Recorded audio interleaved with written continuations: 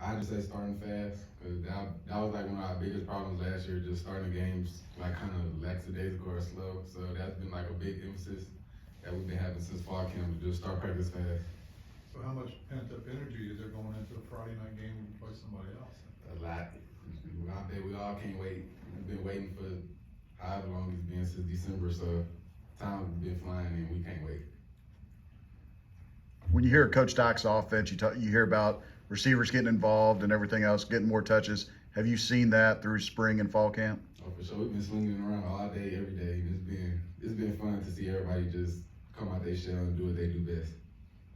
Tay, coaches said that all three quarterbacks could play against Colorado. Give us some sense of how they're similar, but also how the three of them are different. I just say they all run the offense in their own ways, and they all bring a different thing to the table. And I feel like they're all positive and they all good. No matter who's in the game, we'll make them right. That's our job. So How strong do you think the talent is in the receiver room? very strong. Ones, twos, threes, no matter who you get out there, it's gonna be a challenge. So, it would seem that this offense is set up for 10 guys a game to touch the ball. I mean, it seems like is that possible? It's very possible. I feel like we're gonna rotate a lot of guys for sure. They've been telling us all week that people better get ready, because a lot of people go get in the game and they might not have played the years past, but they better be ready, because we're gonna rotate a lot of people in. And is it, how does that make it hard for a defense? If there's, It's gonna be live bullets coming at them. Everybody fresh, no matter who in the game. It's gonna be fresh, and ain't nobody gonna be tired. So can't wait. Tay, you've been here 5 years.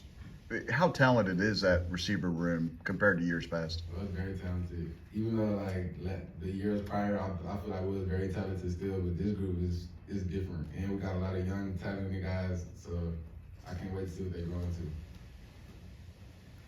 Well, out of the DBs, who's the hardest to go at here in fall camp? I'll probably say Isher, Fit, two new guys. They've been real good, and they giving people fits. You know, a lot. We haven't been going. First of all, they new, so nobody really just going against them. So it was kind of fresh going against new DBs, and they brought some stuff to the table, and it's been challenging. What have you seen from Colorado's defense? A lot of man press coverage. So I feel like if they go do that, we should have a nice day. And I feel like we can only stop ourselves if anything. So Do you guys go to Mark Perry, since he was there last year, and just kind of ask him what the players are like, and some areas that you guys can take advantage of? Like ever since we started putting on Colorado film, we just start asking Mark, because he's on every single game film. So we just try to get his perspective and see what they're gonna do against us, and what they do mainly, what they like to do. Say the late kickoff like that. How do you prepare for it? Does it matter? Would you prefer playing early, late? Give me some sense. It don't really matter. See, I mean, we wake up at 5 in the morning and practice, so I don't think playing that night gonna be too bad. So. But you kind of walked through it though to give you an idea of what that feels like. Yeah, we had practice at about 9 o'clock the other day. Right. It wasn't too bad. It was good. Seeing the ball at night, is it any different than in the daytime? It better not be. hey, quarterback, do you guys feel good with either one, or are you Yeah, guys?